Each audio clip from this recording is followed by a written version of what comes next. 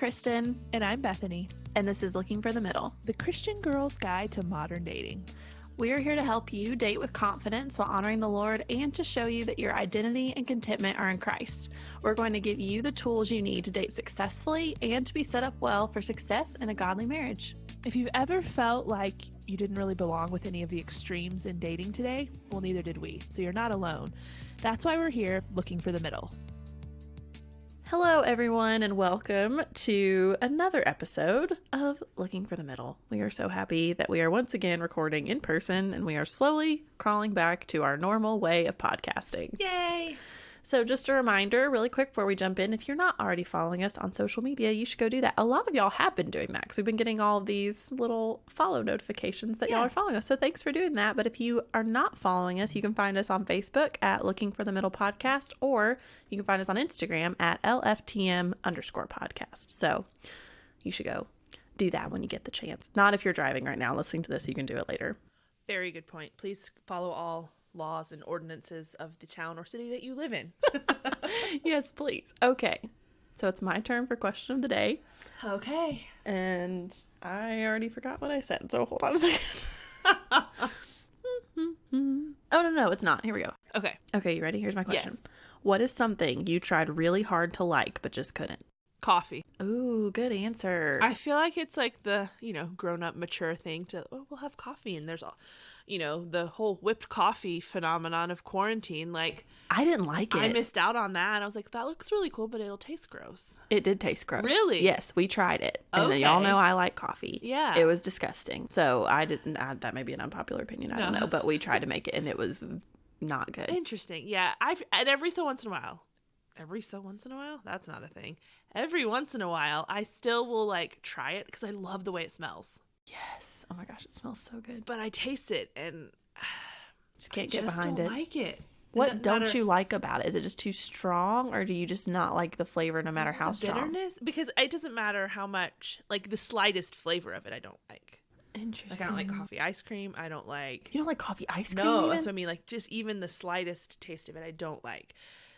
And so by the time it's palatable to me, it's 1 part coffee and 10 parts milk and basically. chocolate and all the good stuff. Right. So that's mine. Okay. What's yours? Mine, the first thing that came to mind was steak. Because I've tried it multiple times hoping, because it's just a very bougie adult food to like. And I just don't like it. But I mean, it's not like red meat's the greatest thing ever for you. So I'm not but everybody's like, ooh, I just want a good steak and baked potato. And I'm like, Nah. no, I'll have some ice cream and a pizza. Please. That's the same, right? I'm a cheap date. It's fine. But yeah, steak was the first thing that came to my mind. Okay. So That's a good one. okay. I love that it's both food. Right? Food or drink related. It's not I thought about, well, hiking. I'm I did not try hard to like hiking. Coffee's the only one something I don't like that I actually tried to like. Normally, if I don't like something, You're just I don't like it. I I'm not just going to don't worry really about it. try very hard to like it. I think that's good. That's a sign of security and confidence in There yourself. you go. Oh gosh. Okay. So let's jump into part 1 of our Yes. 2-part episode of 6 guys you should not want to date. Yeah, and we haven't done a 2-part episode in a while, have we? No, I don't have we? I think we did, because we did the online dating series that was several. Yeah. And the Men Tell all at the end But of that last wasn't really season. a 2-part episode. That was a series, I guess. Yeah. But anyway, way back in season 1, we did a 2-part episode that was called 6 Guys You Should Want to Date. And so it only makes sense that we're going to now talk about the flip side of that. And we actually re-released both of those episodes during the beginning of quarantine craziness. And we released them because they were some of our most popular episodes we've ever done.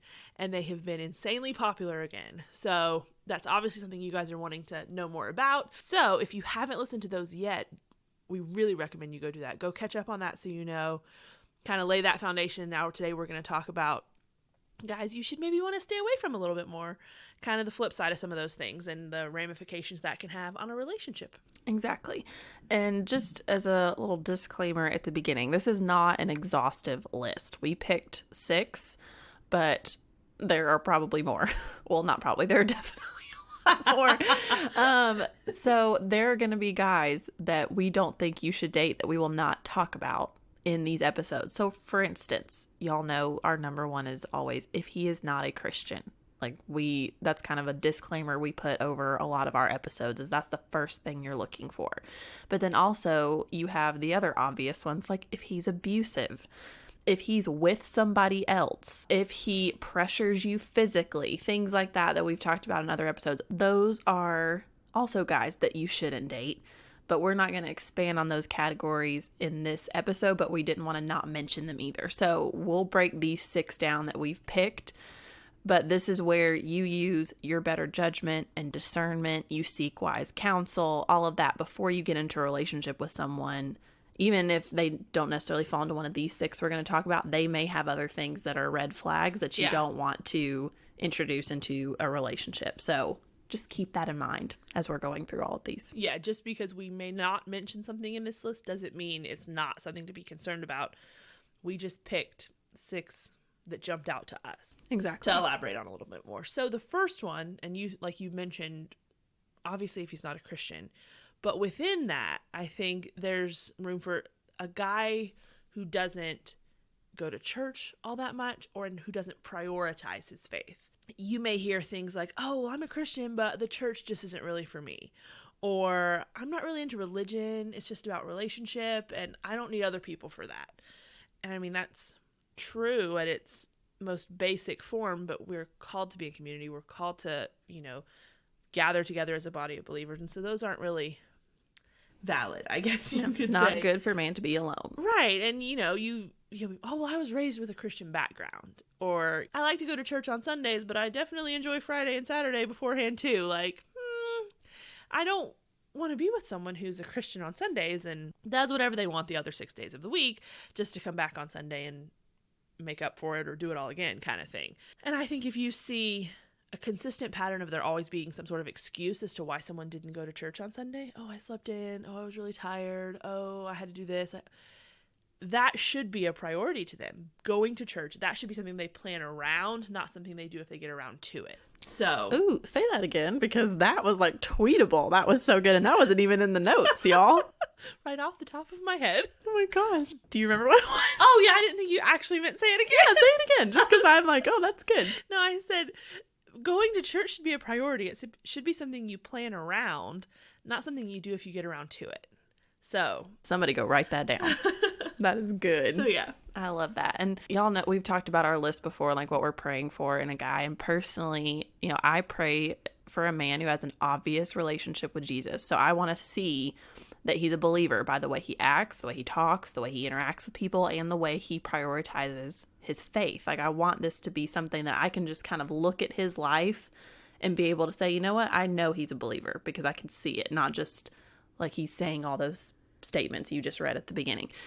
And so if he's not wanting to go to church, or if he doesn't see the value in community, that is an obvious sign that he's not what I'm looking for, because those things are super important to me. And that's something that I want to be important in a relationship and down the road if, it worked out and we got married and had a family. Like, because once again, patterns that you start now will only progress the longer you're with him. If you get married, he's not just going to be like, oh, I say I do, and now I want to be in the church every time the doors are open. That's not how this happens. So pay attention to these things now, because this is an indicator of what it's going to look like down the road. Oh, absolutely. And you don't want someone who is going to church because you want them to, or now that you've said, oh, this is really important to me and I'm not going to date you if you don't, suddenly he's going to church. You can't help but wonder if it's because he's doing that to just make you happy. You want to see that as a priority in his life prior to you being added into the mix. So I'm not saying that never happens and works out well. That can be, God can use you in his life to really bring about that change. But as a general rule, I think you want to see that as a priority before you came on the scene, I guess you could say. This is where it's really tempting to get into the missionary dating side of things. Yeah. And especially, it's hard. We've talked about before, there's only so many strong Christian guys out there. And the number seems to be decreasing by the minute. I know. Excuse my cynicism. So if you see a lot of the other things you're looking for in him, you're like, oh, well, we can work on this. I can make this work. And you just have to be really careful, because this is going to inevitably impact your walk with the Lord too, whether it's to the good or the bad. This type of close relationship is going to have an impact on you too. And the verse is, bad company corrupts moral character, not the other way around. And so make sure that this guy's faith is truly a priority in his life, not that you're a priority in his life and so he'll do whatever you want. Make that distinction, because it will matter. Yeah, there's a big difference there. And, we talk about how you become most like the 5 people you spend the most time with. And if you're dating somebody, he's probably going to become the person you spend the most time with. And so if he is not prioritizing his faith, if he's willing to put that on the back burner, then inevitably that's going to be a pattern that you begin to follow as well, because you're spending all your time with him. And he'll be like, oh, we don't have to go to church this week. We can go next week and we can go do this instead. And before long, you haven't been in 6 months. So just be super careful here. I know that I've been reading Love in Every Season by Deborah Follett. I feel like I've been reading this book for like 8 years, because I read the first half and then stopped, and then I picked it back up this week because I've been going to the pool and getting to read. Don't rub it in. Hey, you're invited. You're invited. I know, but I rained couldn't today. come, and I feel like you're rubbing it in, and that's not very nice. I'm sorry. Please forgive me. I think my apartment complex, our pool is the only one in the state not open. Just about. I'm being dramatic, I know. I'm going with Heather, my cousin, on Thursday, I think. And so we've been trying to make it work. We were going to just go lay out. But she's like, oh, the pool's open. She's like, but you have to make an appointment. Are you kidding me? I think it's so they only allow They only allow so many people. So she's like, so what time works that afternoon? And I'll make us a like slot. basically a reservation. Oh my gosh. I know, isn't that weird? That's so weird. Yeah. Well, dang. Oh. I know. Who would have thought? Yeah. That'll be a fun story to tell one day. Remember we had to make reservations at the neighborhood pool? Yeah. Oh, gosh. Anyways, sorry. Back to your reading by the pool. Back to reading by the pool. So I am reading this book, and she was making the analogy, talking about, or not making the analogy, she was talking about the verse where we should be equally yoked and don't be unequally yoked with somebody. And she's like, for the longest time, I just thought that meant, okay, well, I have to be a Christian and he has to be a Christian too. And that's the end all be all. And she's like, the more that I read this verse and studied it, and she's like, and then I went and talked to an actual farmer about this and like kind of got a breakdown, it became so much bigger than that, because this farmer talked about how when he would hook 2 animals up to a yoke, that he's like, you had to get animals that were, well, 1, the same type, but 2, the same, like comparable strength, because you couldn't have one that was super strong and then another one that was kind of weak, because then the other one's working twice as hard to overcompensate for this other one, and they're not getting as much work done. And he's like, there were times where we would pair these animals and they just weren't a good team, and then we would have to take one out and we'd find somebody else. And then he's like, we have this one set of mules, and they were both super strong. They worked so well together. They were my best team. I got so much done with them. And then even when we didn't have them hooked up, they were together all the time. They just like follow each other in the field. They were like the best of friends. It was the cutest thing. And so, that's so sweet. And so she talked about, she's like, it's so much more than just, do you check the Christian box and does he too? Do you have comparable levels of strength and depth to your faith, and this level of maturity when it comes to your walk with the Lord, so that you're going to be a good team.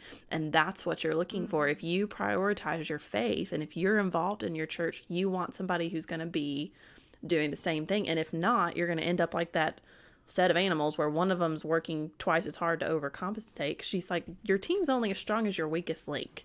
Yeah. And so he will, like Bethany said, pull you down before you lift him up, so to speak. So just be really, use that analogy as you will, but it's a really, I like that she went deeper into that instead of just, because all you hear is, oh, as long as you're both Christians, it's fine. It's like, no, there's more to it than that. Yeah, I think if you're looking at it solely as a sin versus not sin issue, that is all that is required.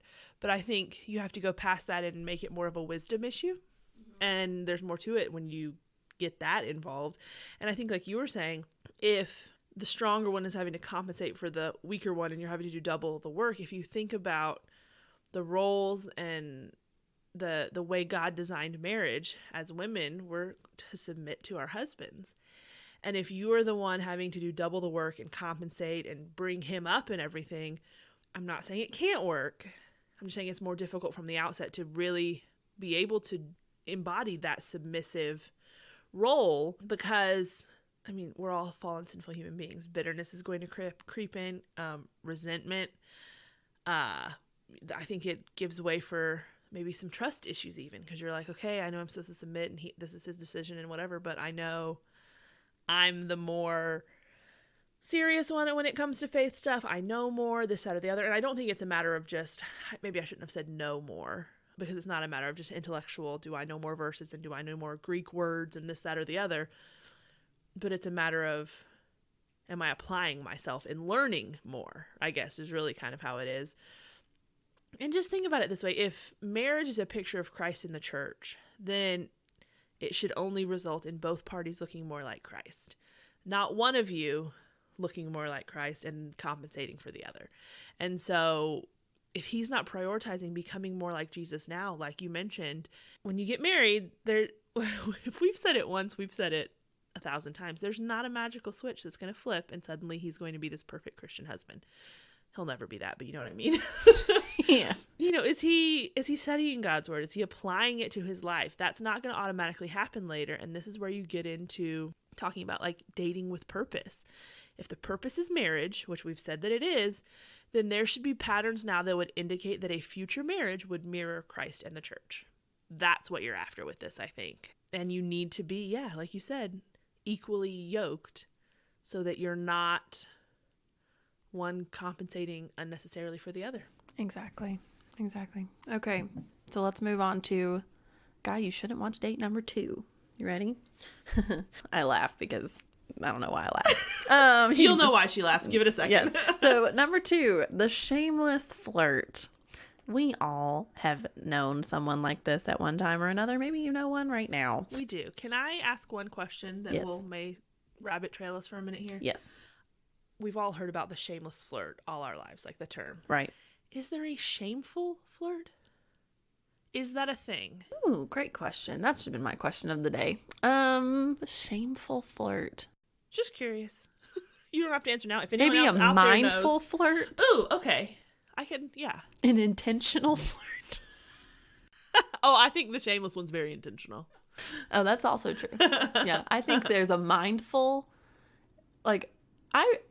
Purposeful. Like Purposeful. I'm doing A this purposeful to get flirt. something That's good. out of it. Yes, I am flirting with you because I like you. Okay, yes. Fair enough. What's that? A zoned in flirt. Yes. Oh man, wow, Yeah. so many different types of flirts. Y'all had no Basically, idea. when flirting is used for its intended purpose. Exactly. Okay. Oh, yep. We've just corrupted it basically. As we do with so many things. All these people. Okay. Okay. So the shameless flirt. Yes.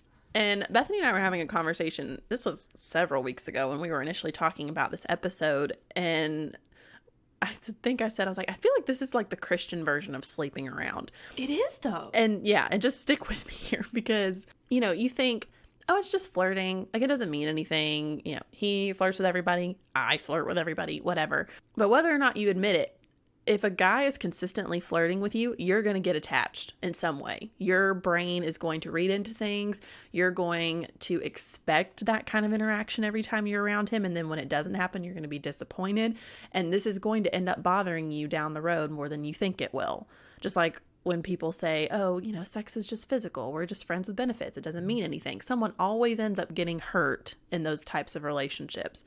The same, it's almost like it's just the emotional side of things when it's this verbal exchange. It may not be anything physical, but be very careful not to put your heart in the same situation with this guy who is the shameless flirt just because, oh, it's fun and it feels good and it's makes me feel special and all. Like, these are all things people say when they sleep with somebody that they're not committed to. Yeah. And obviously there's a very big depth that comes with sex that I'm not saying is equivalent to flirting, but the principle is the same here if you think about it. That's exactly what I was thinking. As you were talking, I was thinking about the Sermon on the Mount in Matthew, where Jesus is talking about if you've been angry with your brother, you've committed murder in your heart. Or if you have lusted after someone, you've committed adultery in your heart. And in this instance, like you said, it may not be, from our mindset, flirting and sleeping with someone are not the same thing. But if we're going to take it back to the heart issue, I think you'll find that it is very similar. And like we said, this is just, the tidied up Christian version of that, in that we're not doing anything that is explicitly forbidden in Scripture. But in this, you are just as much defrauding your brother or sister in Christ, because you have no intention of following up on that. You have no intention of protecting their heart. You have no intention of caring what emotions of theirs may get involved by your careless actions. And that's not loving. That's not selfless. That's not mature. And those are all things that we are called to be as Christians. And so it does get to that same heart issue that in God's eyes is just as serious. Exactly. One caveat I do want to put on this too, when you talk about the shameless flirt, quote unquote, the first thing that comes to everyone's mind is the guy who runs around flirting with every girl he sees. Doesn't matter who it is, he's just going to flirt with everyone, or girl with guy. We're talking about guys in this instance though. So I do want to just point out, this could also be a guy who flirts with just one girl, and it may be you.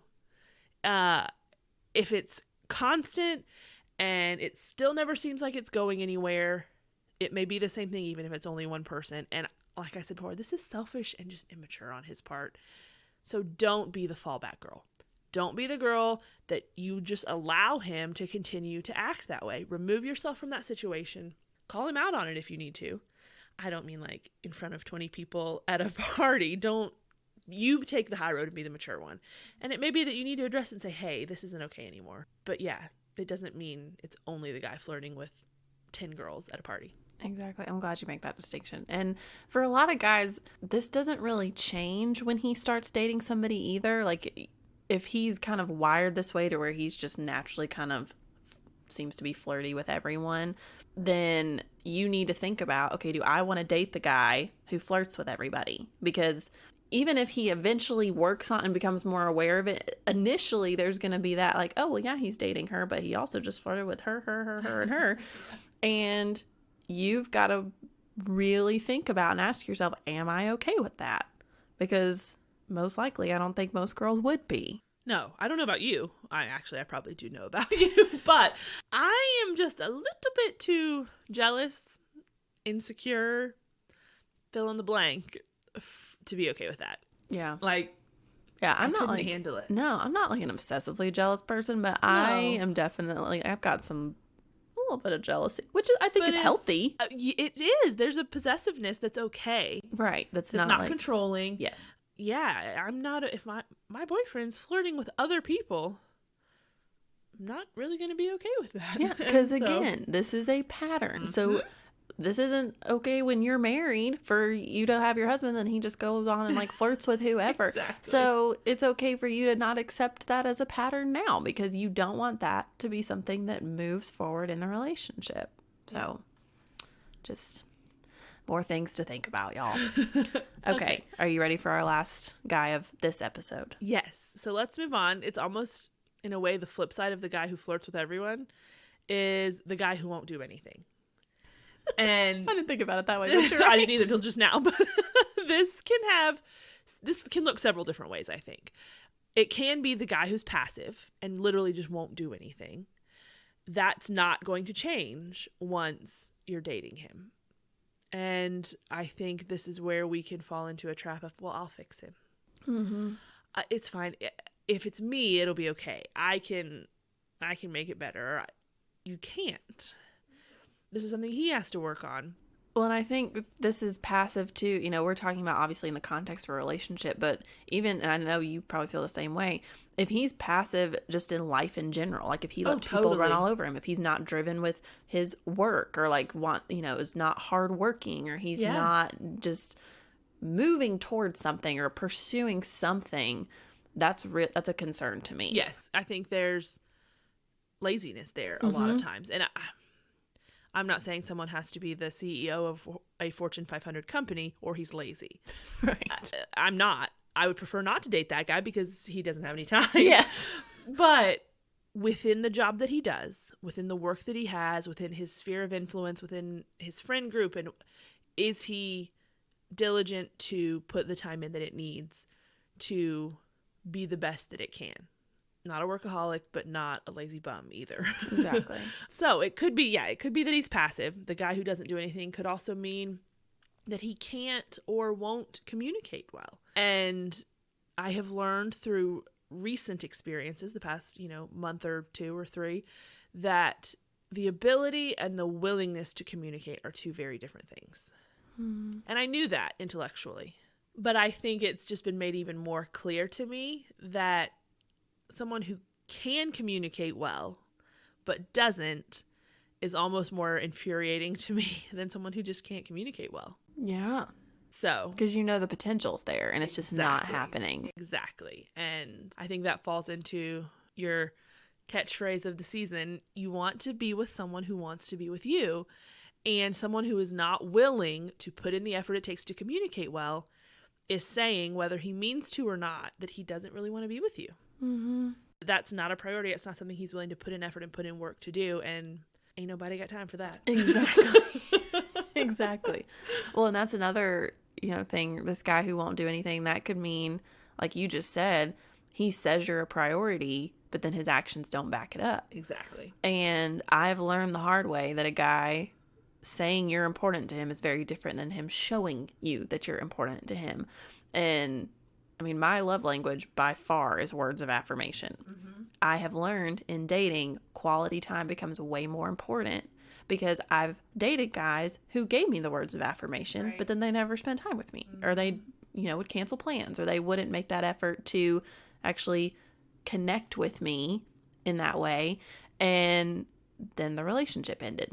So there's a difference between, you're a priority, and I'm going to show you you're a priority, and I'm going to make decisions that make that very clear to you. And this is something, like, if you start to see, okay, yeah, like, he's saying that he likes me, and he's saying that, he has a good time when we hang out, but then I don't hear from him a lot, or he cancels plans a lot. You can address that if that starts happening a good bit. And then if he still chooses not to improve on this or try to act more on his words, then you might want to consider moving on. Yeah. This isn't one thing like, okay, well, he just stopped, and so I'm just going to leave. Like, you want to communicate through this. And then if there's still no change, then you can walk away. Absolutely. And I will say this, looking back on my own relationships that went well and ones that didn't, like you said, you want to be with someone who's going to show you that he wants to be with you. And comparing those, the ones, I guess I'm trying to think how to say this. Like, if you have a prolonged period of wondering, does this guy want to be with me?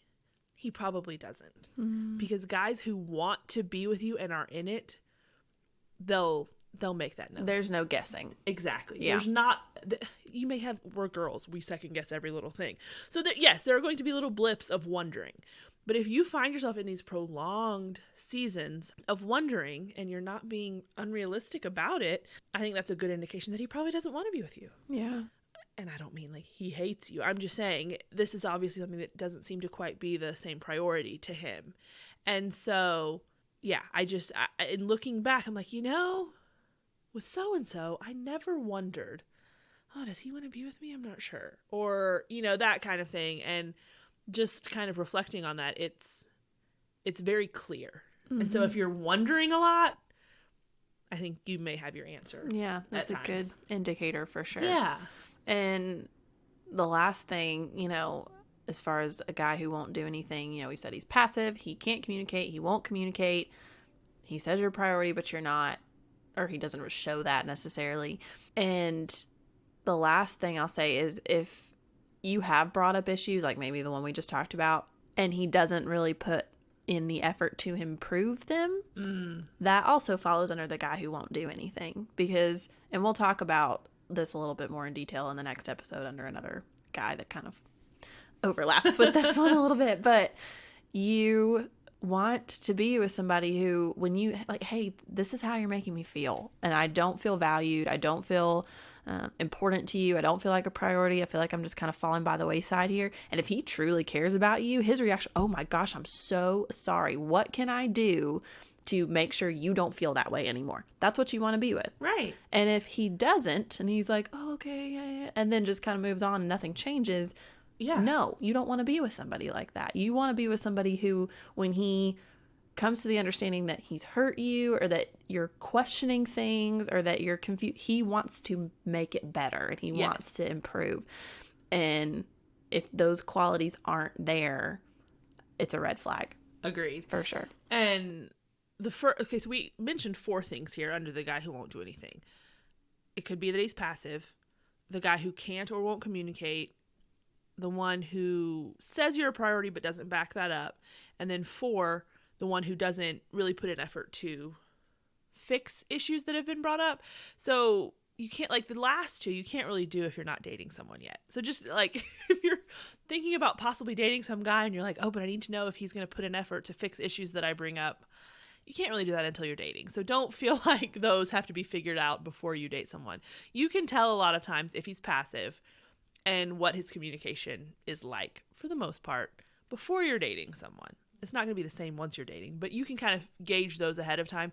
The other 2 may fall under more you finding yourself asking, should I continue dating this guy versus should I date him to begin with? So we didn't want you to get stuck trying to figure out those last couple when there's really no way to, unless you're actually dating someone already. Yeah, I feel like that's something we probably should have said at the beginning of like this list of 6 guys. Oh no, I didn't mean that. Like, oh my gosh, Bethany, why didn't you put this in the beginning of the notes? How dare you? But this list of guys, each one might fall in one of those 2 categories Bethany just mentioned. Some of these you may be able to see, oh, I can see that he's like this or he's not like this before we even start dating. And some of these, it's just, I'm going to date a guy, and then if he starts to fall into one of these categories, I can decide not to continue to date him. Exactly. So kind of use that filter as we're talking through all of these here that, yeah, and y'all know we like to find out as much information at the beginning as we can, which may not always be the best approach, but you try because it's almost like a self-defense thing of like, if I can go ahead and know that he's not this, or this, or this, then I know I won't get hurt by those things. And then there's a better chance for this relationship to be successful. Yes. There are some things you will never be able to know about a person until you date them. And that's scary. It's very scary. Like, that's something I struggle with. I think there's a self-preservation element to it. Yep. And that's something I'm working on because I've seen it more and more recently. There's a part of me that would rather cut something off before I know than to risk it going the way I don't want it to. Yeah. Oh, for sure. And so I'm working on that. Yeah. But I get that. Yeah. It's a tough thing to swallow. So we get that. So don't think that you're the only one who's tried to avoid that, because we have totally done the same thing. And the last thing we'll say before we sign off for this part of the list, if a guy falls into one of these categories, it doesn't mean you have to write him off forever and that he's never going to be married because he has this like unfixable flaw that he will just live with for the rest of his life. There is a chance that, and we hope that this happens, that he works through whatever it is that he's struggling with. If he's passive, if he is, not prioritizing his faith, whatever, he could work through that and really improve in that. However, you do not have to date him while he works through it. That's the kicker. You're not his guinea pig. No. And or his counselor or his mom or anything else his mentor, like that's not your role. No, especially not in the beginning. No. If you're very much in the information gathering stage of just getting to know someone and you've started dating a little bit, but it's not super serious, even more so, this is not your place. If you've been together for 2 years and something has come up and you're like, okay, we'll work through this and I'll help you. Like, that's different. You have more to fall back on in that case. But you can walk away from that relationship and give him time to work on whatever that is that he needs to. And then if it works out for y'all to get back together, great. If it doesn't, okay, that's fine too. You can't go into that sort of thing with the mentality of, well, I'll just wait and see. You have to make a clean break, knowing that you're both going to just go on and live your lives. You're not putting your life on hold, hoping you get back together, but you know that door's not totally slammed.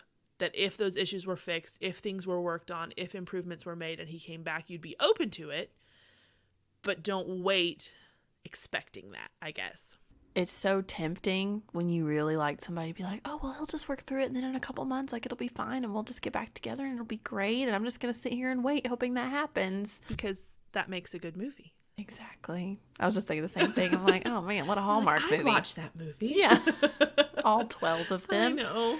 But, you know, like Bethany always says, go live your life. Do it. And if it is the Lord's plan and will for y'all to end up together, then you will. And it'll happen in his timing and in his way. And if not, then you can keep moving forward. His timing and his way. And that's really easy to say. It's so easy to say. Very different to really hold on to. Yeah. So, but that is why we're here to help y'all, because we're gonna encourage you through it as we're trying to figure it out too. Oh gosh. Okay. So that's part 1 of the 6 guys you should not want to date. We're going to come back next week with the other 3, so be sure and stay tuned for that. And we will also be back on Friday with another couch cast. So be sure to join us for that. And hey, if you've listened today and you've heard something you liked or something was helpful, would you tell a friend about us? Send them a post on Instagram. Send them an episode link, something. We would love to talk to more of you guys, help more of you guys, whatever it is. So that would be the biggest thing that would help us, is just tell a friend if you liked what you heard today. So like Kristen said, we'll be back on Friday. But until then, I'm Bethany. And I'm Kristen. And this is Looking for the Middle.